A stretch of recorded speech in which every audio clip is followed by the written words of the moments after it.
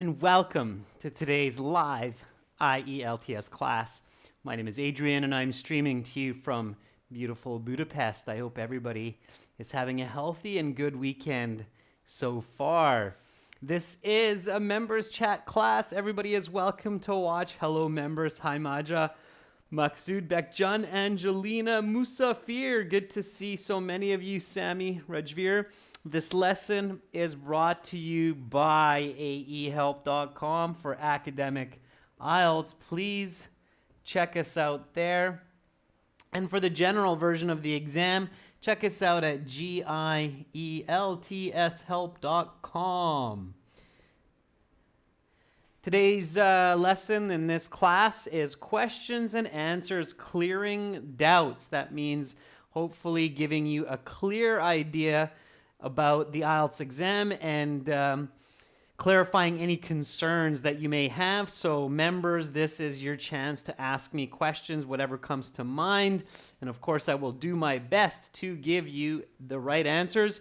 While you're thinking about your questions, just a quick peek at our websites. This is the academic website here with a blue background. You can click that big red button to become our premium member.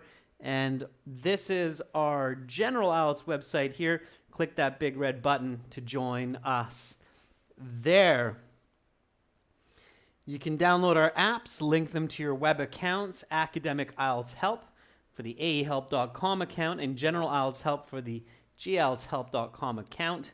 You can link those up. Members, the questions will be first come, first serve. Of course, if some of them overlap, then I'll try to link them. So go ahead and type in your questions. I'll be waiting for them here.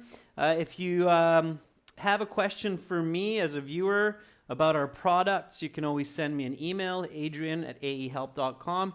If you have a question, members, you can, and I don't have time or I miss your question, you can always send it to me by email. Also, today, questions and answers right now, and then in the next class today, in about 90 minutes that everybody can join, we'll have speaking part 3. Okay, speaking part 3. All right, so let's get into today's questions. I see there are some already coming up from our members. Let's take a look at these and go step by step. If you're curious, somebody else probably is also. Okay, Maja is asking, Maja Besednyak is asking one specific question. Is it okay to use offspring as a synonym for children in essays or speaking? I've heard that offspring is often as an insult in many English-speaking places. Okay, Maja, yeah, it's a specific question. It's a good one. So Maja is asking, how can we use the word offspring? It's valid. It's a good question. Okay. So first of all, you need to know the definition of offspring. Okay. So the word offspring is a scientific vocabulary meaning the spawn of a parent or parents. Okay, some animals or some types of eukaryote single-celled organisms, they're asexual. It means they don't need a pair. They can reproduce on their own. And of course, many of the multicellular organisms like humans, we have a pair, a male-female. It's called sexual, so that's the sexual-asexual difference. But we all produce offspring. So offspring is a scientific vocabulary. And Maja, just like with any other scientific vocabulary, it is important to use it correctly. Scientific vocabulary in some contexts, Maja, can seem insulting. Okay? So, therefore, the word offspring, as with other scientific vocabulary, is well used when writing or stating academic information, but you shouldn't really start sentences with but. In this case, it's an exception. But in friendly and colloquial types of writing and conversation, using scientific words can come across as cold and insulting. So, if you're talking to your friend about their children and you call their children offspring, yeah, that's a bit awkward, okay?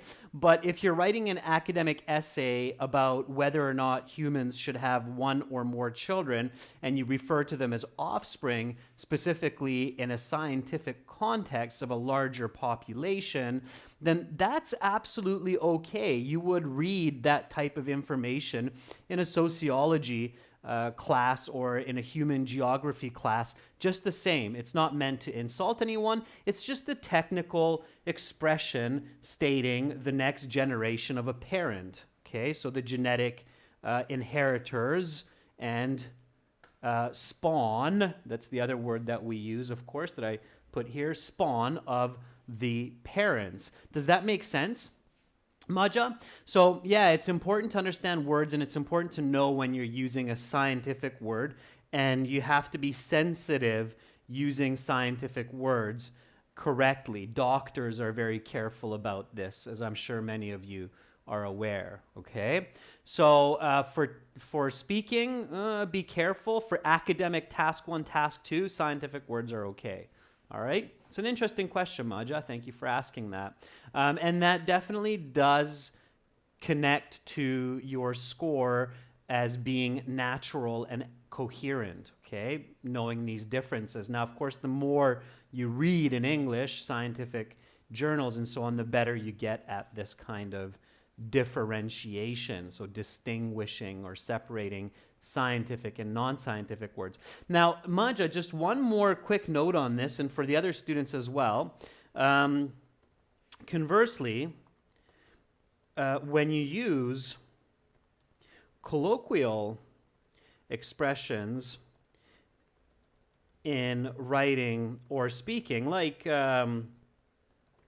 let's use the common idiomatic expression wanna and gonna, okay, meaning want to and going to, you have to be careful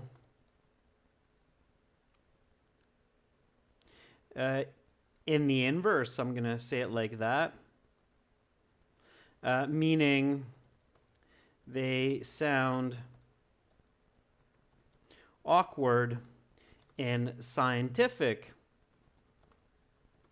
discussion, but okay in everyday conversation.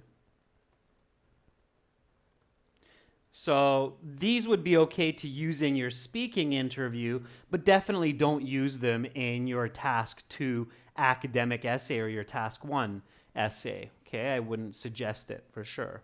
All right, but in your speaking it would be okay. All right, Maksud has the next question.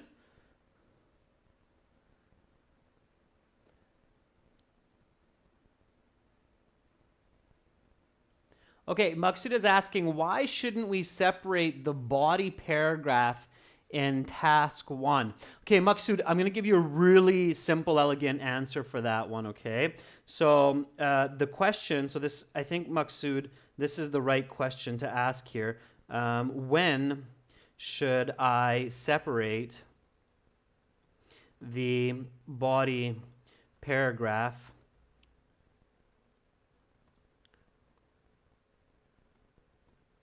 in task 1 academic writing? Okay.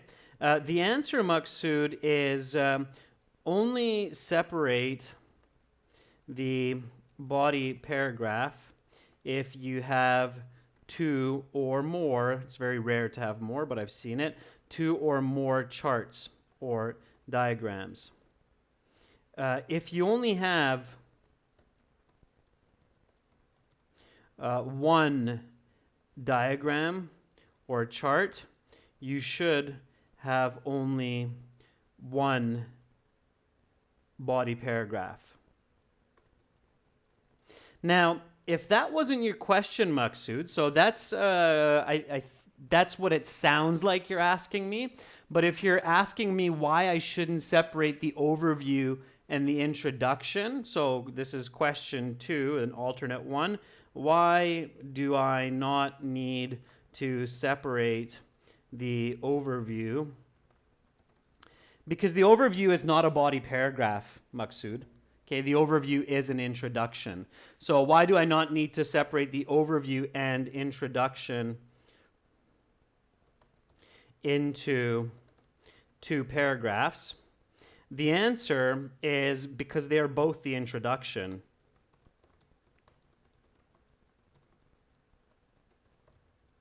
Okay, so think about it simply this way. In a short 200-word essay, 150 to 200, it's minimum 150. In a short 150 to 200-word essay, the 1 or 2 sentence paraphrase of the question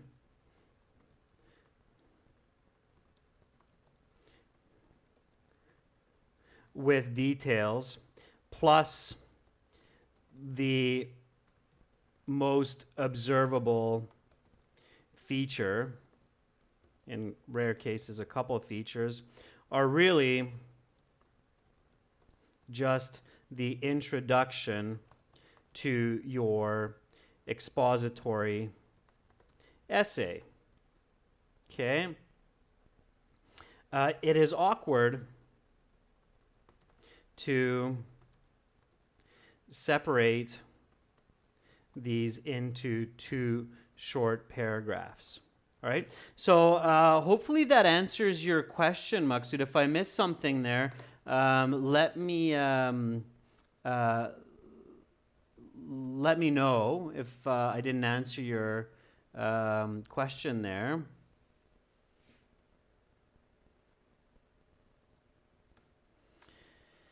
If I missed it, but that's I think that's what you're asking me. So hopefully that answers your question. Does that answer it, Maksud? Yeah.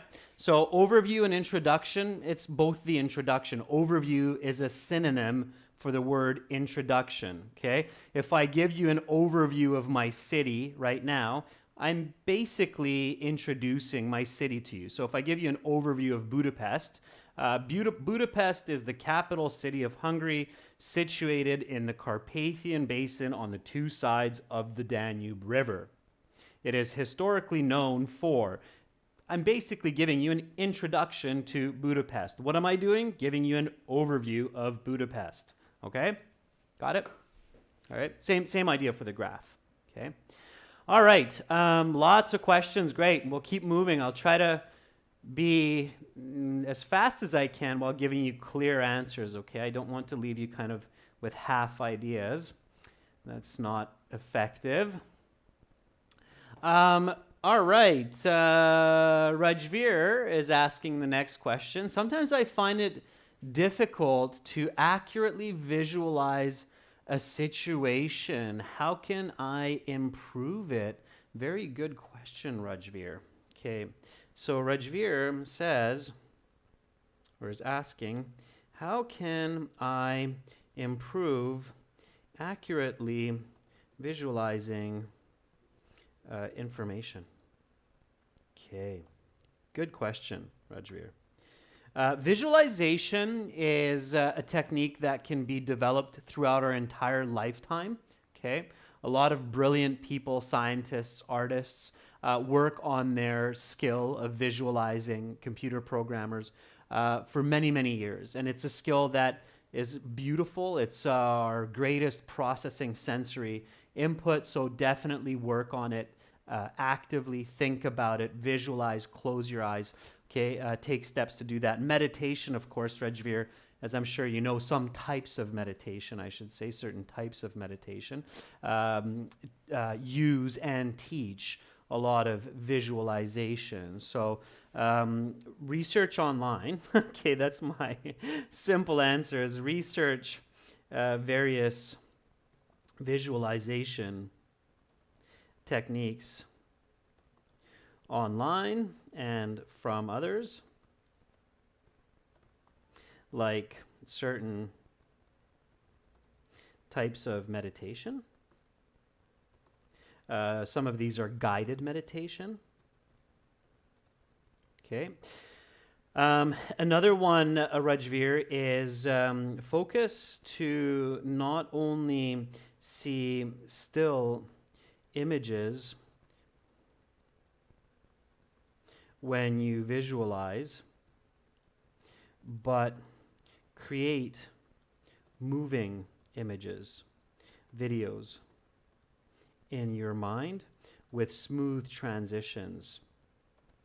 Okay, that takes a lot of work. Our mind tends to like and jump around to a lot of different ideas and pictures. But what you want to do is you want to kind of train and force your mind to move smoothly and transition. So see yourself walking on the beach, leaning down, picking up seashells, observing the seashell, throwing it back into the ocean before you walk into the sea and go for a swim. So don't just see the seashells, then suddenly see people sitting on the beach, then suddenly see a boat out in the ocean, then suddenly get into swimming in the ocean. So try to have transitions between your visualizations, okay?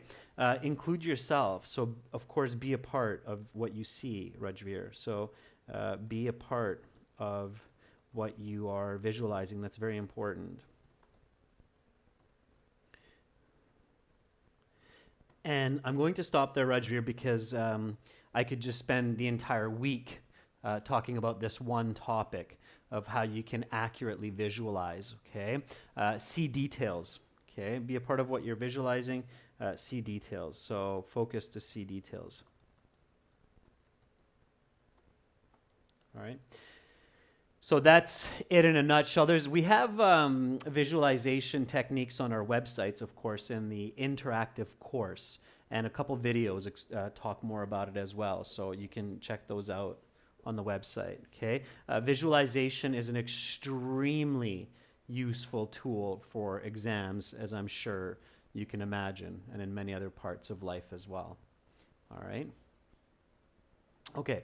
Let me keep going, and Rajveer, it's a very good point. People should spend time to enhance their visualization skills. Reading, of course, is a big one, and I do a lot of it as well. Hemant is asking suggestions on writing an informal letter for general IELTS exam.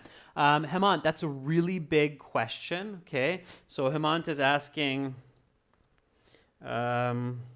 What are suggestions for writing informal letters for general IELTS? Okay. So my first answer here is please check out the videos on General IELTS Help channel, YouTube channel. That's our other channel, and website. Which is, of course, up there. It's gieltshelp.com. Okay, so that's my first suggestion, Hemant. And the second point that I can give you, Hemant, for the general IELTS, okay, I'll give you a little bit more because I know you're really adamant on this question and you keep coming back to it, is task 1, writing, especially informal letters, are what's called narrative writing. Okay, meaning narration, so storytelling. Okay, you're basically telling a story to your reader.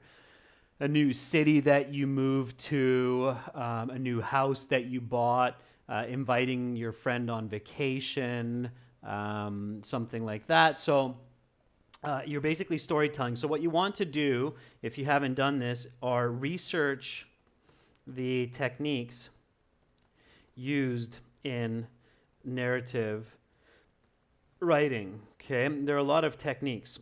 Research literary tools.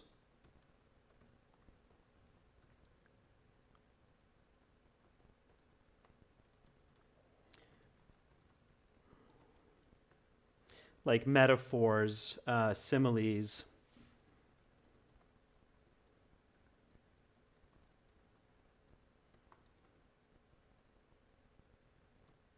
Similes. Why it's not picking that up? Similes, onomatopoeias, cacophonies. So there's a lot of different ones, okay? So research those. Otherwise, it's a big, big question, Haman. So there's a lot there. That's why I'm suggesting for you to check out these two sources for a lot more information on that. But most importantly, you have to understand narrative writing skills because it's a narrative essay, task 1, letters, okay? It's basically what you're looking at. All right, so let's keep going.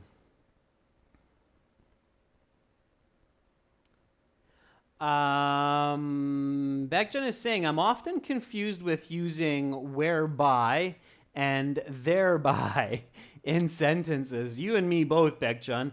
Whereby and thereby are somewhat synonymous. They're both showing cause and effect, Beckjan. So Beckjan is asking, when do I use whereby and thereby in speech or writing, right? Okay, so the answer is these words show cause and effect relationships with the concept of location, right? That makes sense. Where is asking for location, so where is it, right? And there it is. So think about the concept of there and for that reason there, for where that reason, okay? Kind of think about it in that style or in that context, okay? So it's where you give deeper explanations. So the words show cause and effect relationship with the concept of location, providing an alternative explanation for the audience. Okay, I'll give you an example sentence here. So,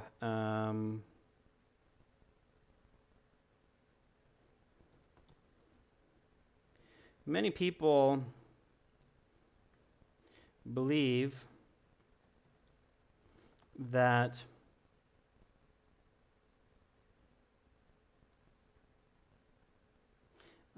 eating ginseng every day improves their health, thereby extending their life expectancy. Okay. So here, Beckjan, you can see that it's a good question. They're really nice connective words to use, and definitely they're used in more advanced types of communication. So many people believe that eating ginseng every day improves their health. Cause and effect, right? Extending their life expectancy. Also a deeper explanation of improving their health. So extending life expectancy deepens the explanation for improving health and also reflects a cause and effect relationship. Now, the location here, so there or where, is not necessarily physical. It doesn't have to be a physical location, okay? It can be conceptual in this case as well. So quite tricky, but a very good question. And whereby is used similarly, okay? Let me think of an example here for whereby.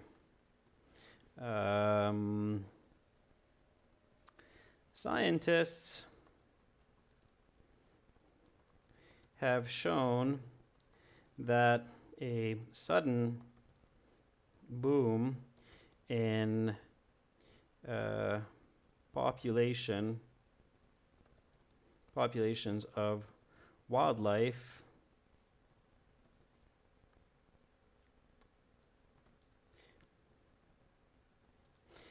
So scientists have shown that a sudden boom in population of wildlife later leads to competition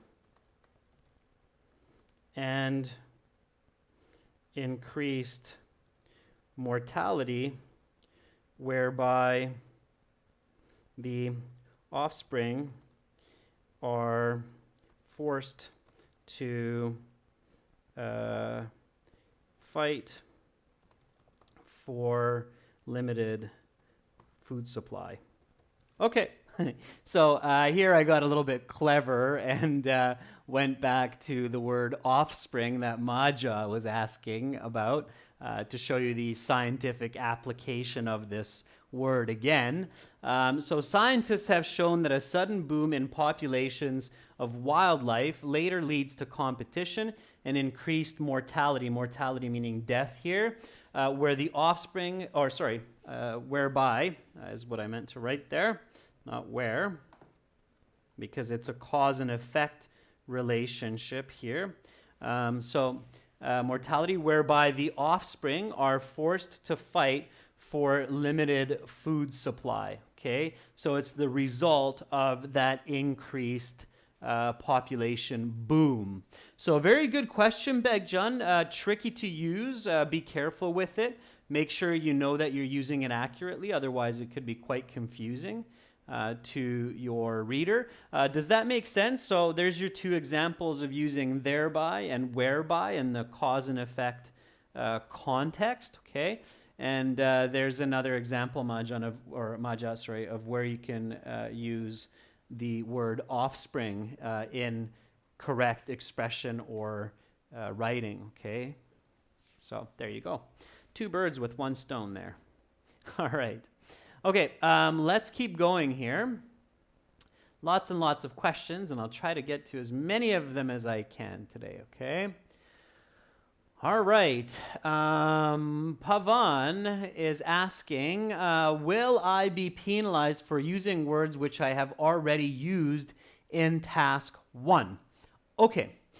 That's an interesting question, Pavan. You're asking actually quite an interesting question here.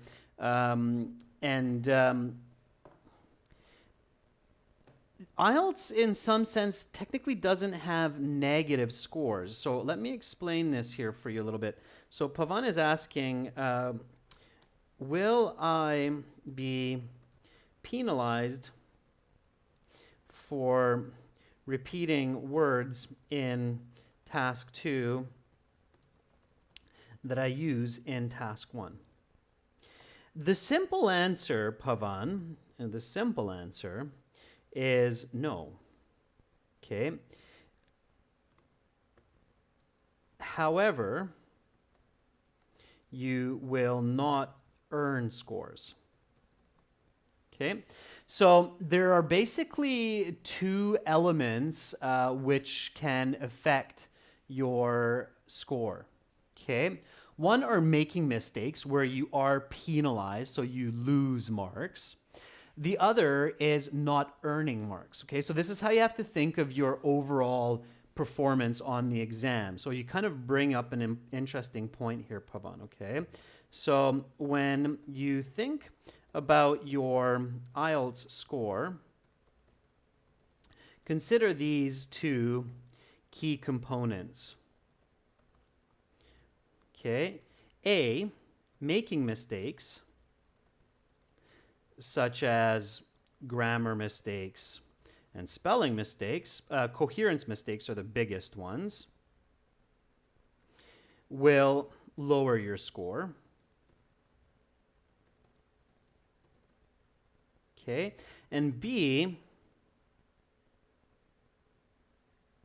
not presenting higher level, or we could say advanced grammar vocabulary, and ideas will keep you from earning scores. Therefore, and this is the $1 million question here, students, or the $1 million tip here, quote unquote, for the IELTS exam, you have to find your balance between not making mistakes and expressing your maximum use of the English language, okay? So therefore, you need to present, and to do that, of course, you have to practice a lot at home. So you need to present your maximum level of English use and communication, English and communication use, okay, meaning grammar, vocabulary,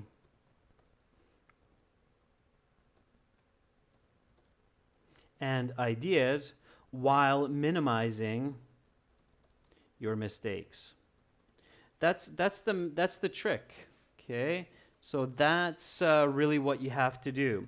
So if you're repeating the words, Pavan, in your task 2 that you used in task 1, you're not going to lose any marks, but you're not going to gain any marks. And they're definitely looking for broad lexical resource and broad range of grammar.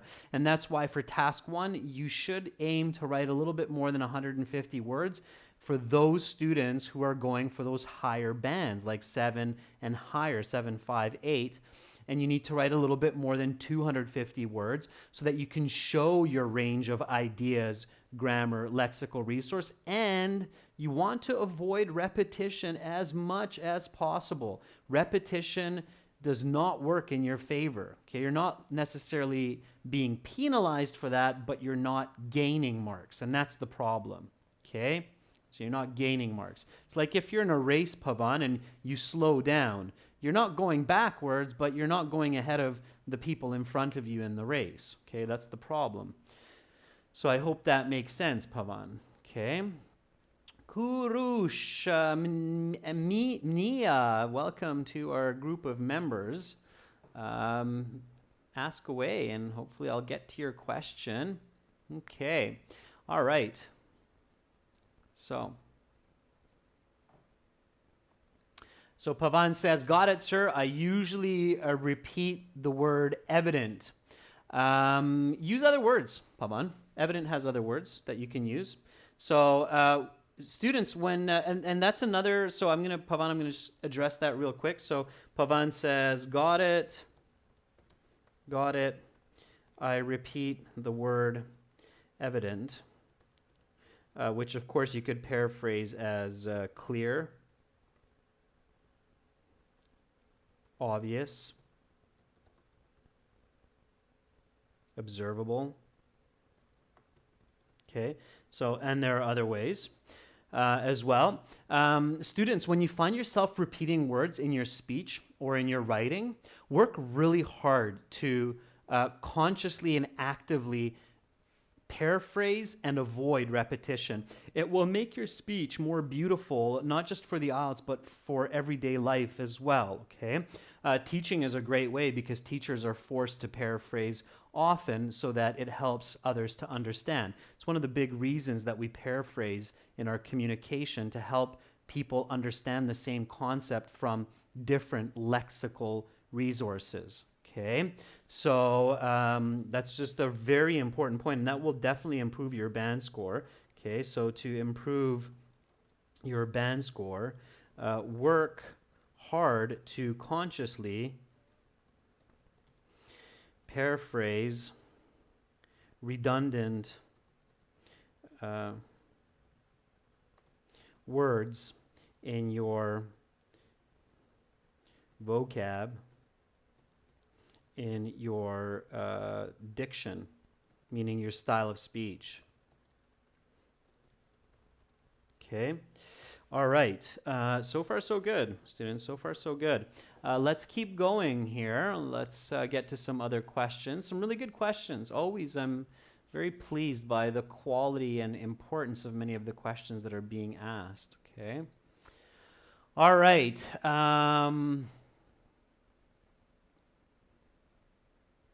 Michael Fan says, "Sir, do you have any recommendation of books? Can you tell me the specific names of books or some authors' names?" Michael, so Michael's asking any recommendation of books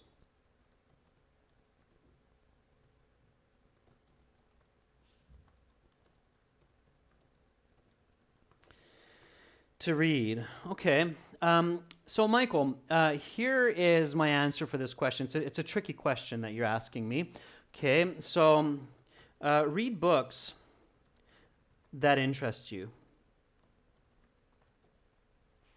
Okay, that's the most important. The brain learns much better from content which it finds interesting.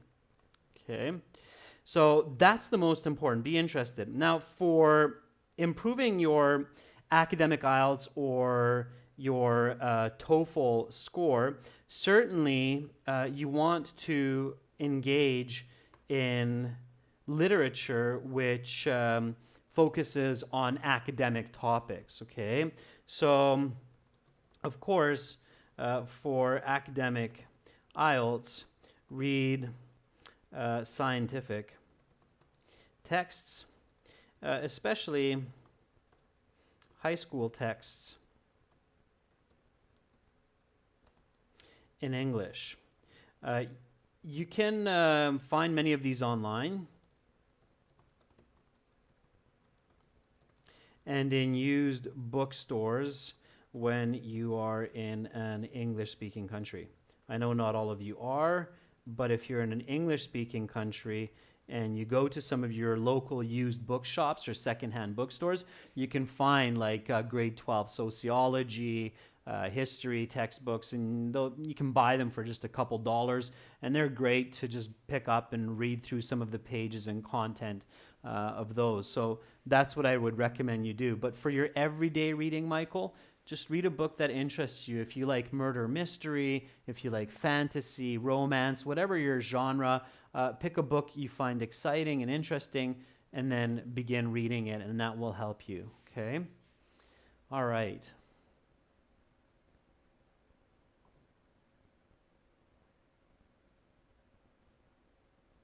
So Neha says, "Sir, one question. You take so many live sessions for academic task 1, but there are no sessions for general task 1, I think."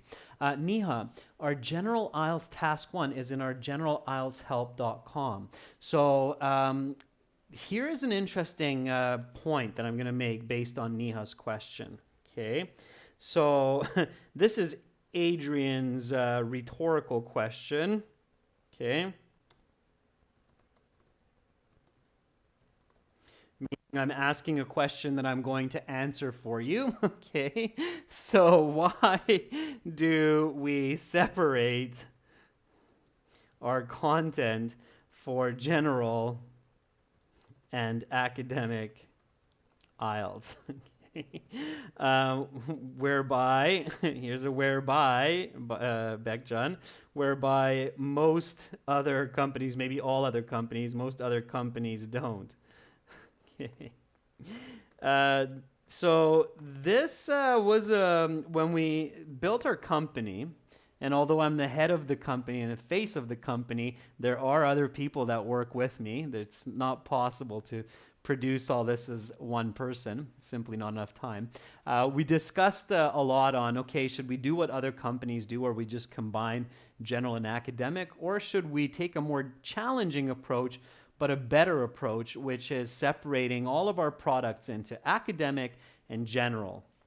And looking at the material, we decided that logically, it makes sense to separate these two components. Now, hopefully, in the near future, our company will get big enough that we can dedicate equal amounts of time and energy into both of these components.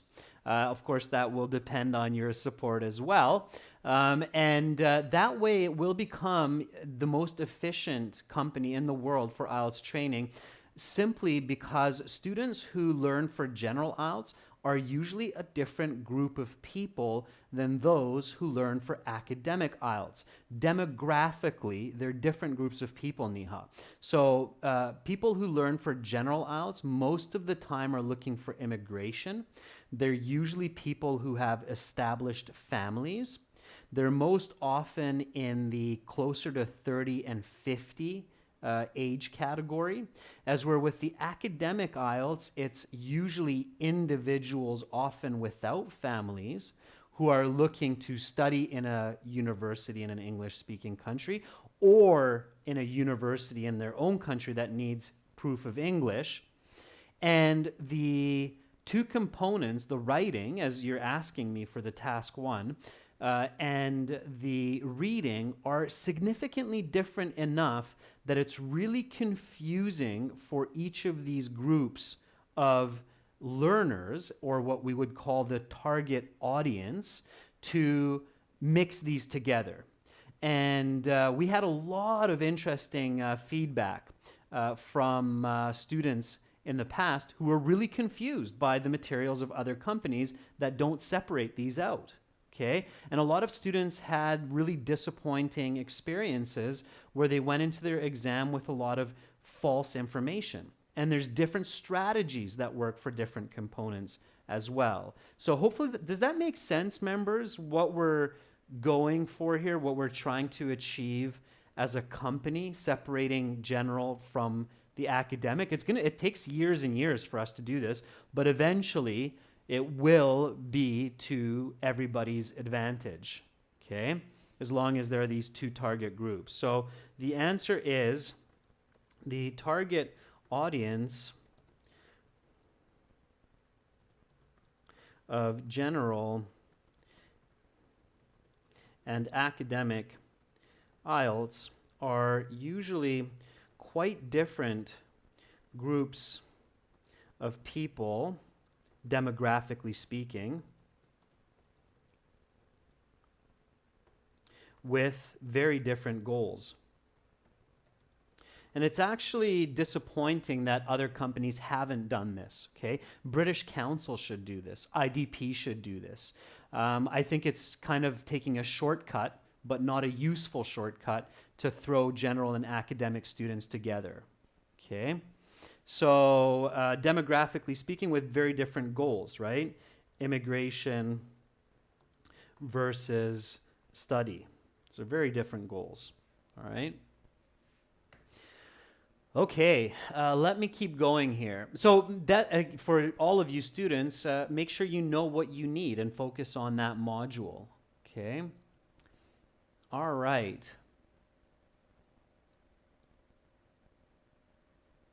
Let me keep going here a little bit.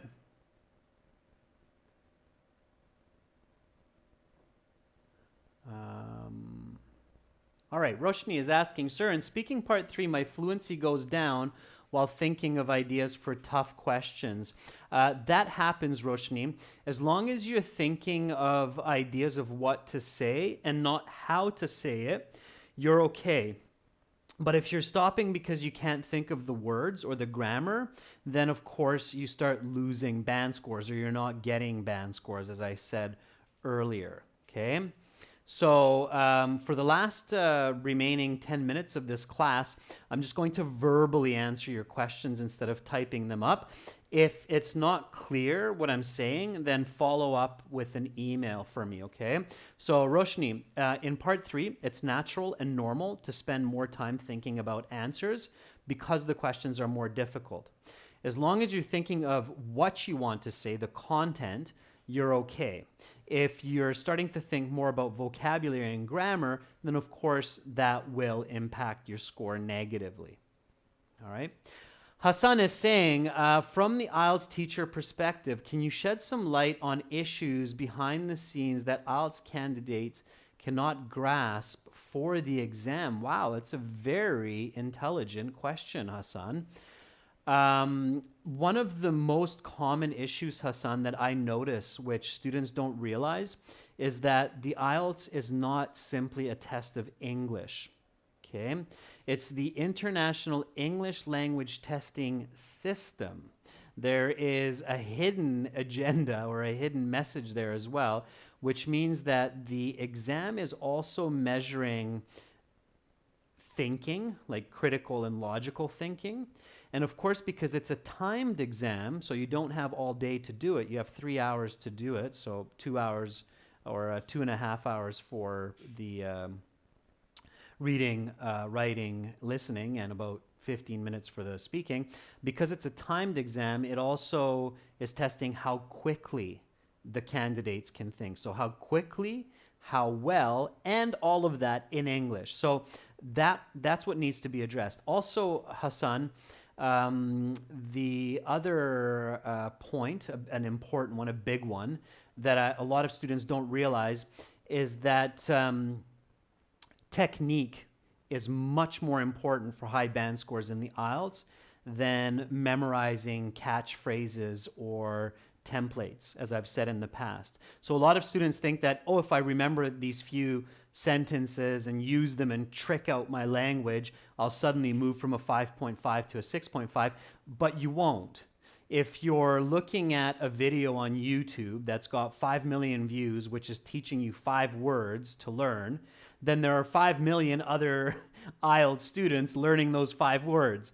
Believe me, the examiners will catch on very quickly and will not give any extra marks for that. So students need to know this and not pay attention to that and focus more on technique. Okay? So IELTS is more than just a test of English. Technique is really important. Michael Fan says, sir, sometimes I can't stop translating English into Chinese because I'm from China. How to stop doing this thinking and cultivating English thinking? Thank you, sir. Very good question, Michael. So how do I think in English and not translate from one language to the other? Very tough question. It takes a lot of practice. Okay, there's no simple answer for that, Michael. It just basically comes with practice, with experience. The more time you spend speaking in English, the more time you spend reading English, the better you will get at this. Now, the fastest way, Michael, that this transition happens where people start to think in the language that they're learning is when they live in that community. So the best way, Michael, for anybody who has the chance to do this is to spend time in that community. So if you can spend 6 months, 2 months, a year in an English-speaking part of the world, that will really help you to transition into thinking in English. Of course, it will help with a lot of other parts of language as well. Okay. All right. Michael, I'm just going to skip your next question because I want to get to some other students as well. Just send me that one about words and phrases in writing. Okay, read a lot. That's my short answer for that. Angelina Coelho says, sir, because of the pandemic, my IELTS exam was turned from paper to computer-based. Is it too different? I am worried about listening when it lacks the final 10 minutes to transfer. Yeah. Angelina, definitely there are some big differences, okay? The main one is our brain works quite a bit differently when we're working on a computer versus on paper. I don't know about you guys, I've done both. I work a lot on computers, I work a lot on paper, and I know that my brain works quite differently when I'm using pen and paper versus using a computer.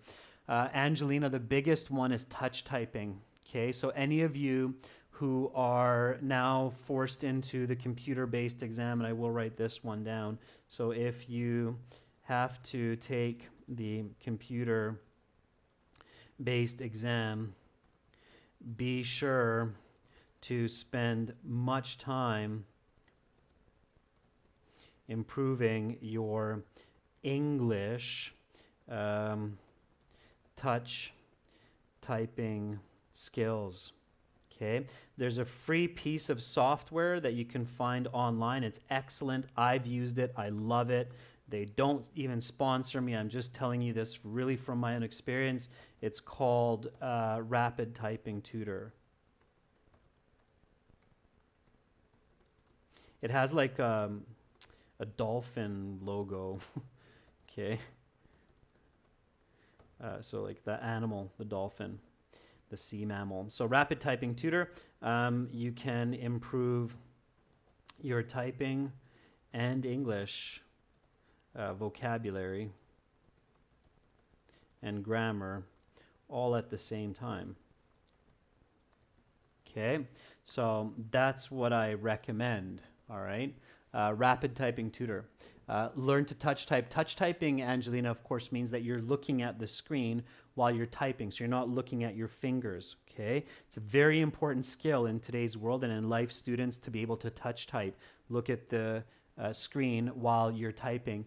Just take my case. There is no way that I could teach you these live classes if I had to look at my fingers while I'm typing. In fact, I'm telling you one idea, I'm typing another, and I'm looking at the screen and the other screen at the same time. So you can do a lot with practice, okay? You can do a lot with practice, but it takes a lot of practice.